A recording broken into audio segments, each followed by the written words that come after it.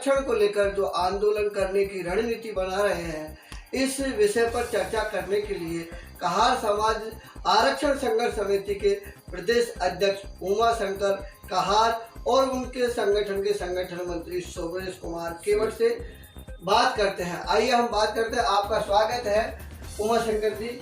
और अब हमें हमारे दर्शकों को बताएं कि आप लोगों किस मुद्दे को लेकर आरक्षण की जो मांग है, क्या क्या आपकी मांगे हैं और आगे राज्य सरकार के लिए आपका समाज क्या योजना बना रहा है? हमारा समाज विगत 12 वर्षों से केवट बोर्ड का गठन, अनुसूचित जनजाति में आरक्षण, प्रत्येक जिले में निःशुल्क छात्रावास की भूमि का आवंटन, समाज की नदी तालाबों की पेटाकास्त भूमि के खातेदारी अधिकार दिलाने और राजस्थान बंद आंदोलन के दौरान सीकर में जो मुकदमे लगे थे उनको वापस लेने सहित अन्य कई मांगों को लेकर आंदोलन करता आ रहा है।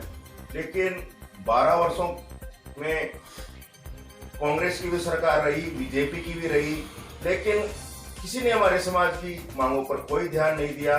हमारे समाज को मुकदमों के अलावा आज दिन तक कुछ भी नहीं मिला है। हाँ, मैं ये जानना चाह रहा था, हमारे दर्शक ये जानना चाह रहे हैं, उमा शंकर जी, आप लोगों के राजस्थान में जनसंख्या कितनी है? 25 लाख के लगभग हमारी जनसंख्या है, जिन्हें विभिन्न नामों से जाना जाता है। कहार, भोई, कीर, केवट, मेहरा, कश्यप, धीवर।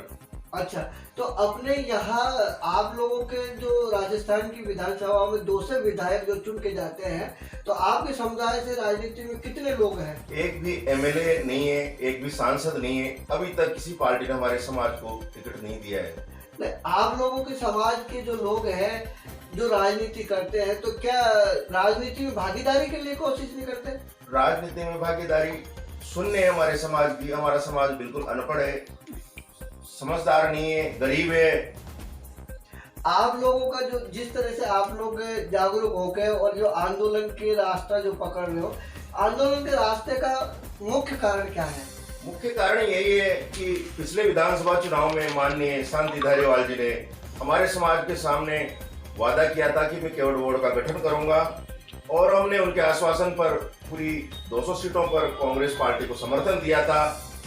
और सरकार के 3.5 वर्ष पूरे होने को जा रहे हैं, लेकिन हमारे समाज की जो मुख्य मांग है केवट बोर्ड, उसकी मांग पर कोई विचार नहीं कर रहे हैं और टाल मटोल कर रहे हैं। सभी समाजों के बोर्ड बना दिए गए हैं, जबकि हमारा कोई राजनीतिक प्रतिनिधि, सामाजिक राजनीतिक अस्तित्व नहीं है हमारा बिल्कुल भी।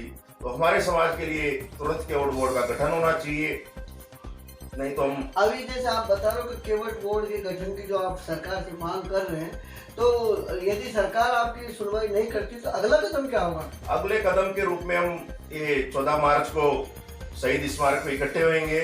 वहां से हम शांतिपूर्वक वहां रैली निकालकर वहां पर विधानसभा के सामने जाएंगे और अपनी मांग को रखेंगे।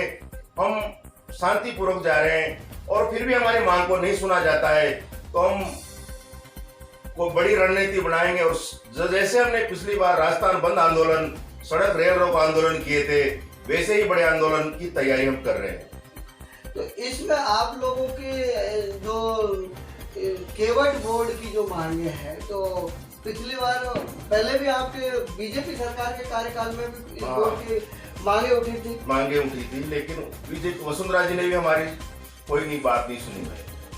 तो अब आपको क्या लग रहा है कि आपको ये मांगे गहलोत सरकार पूरी करेगी? हाँ, हमें विश्वास है कि गहलोत साहब हमें आगे होके बुलाएं, हमारे समाज को वार्ता के लिए बुलाएं और केवट बोर्ड का गठन करें, ताकि आने वाले समय में मुख्यमंत्री अशोक गहलोत दोबारा सत्ता में आए और ये समाज उन मुख्य धारा में कांग्रेस पार्टी के साथ जुड़कर उनका सहयोग करें।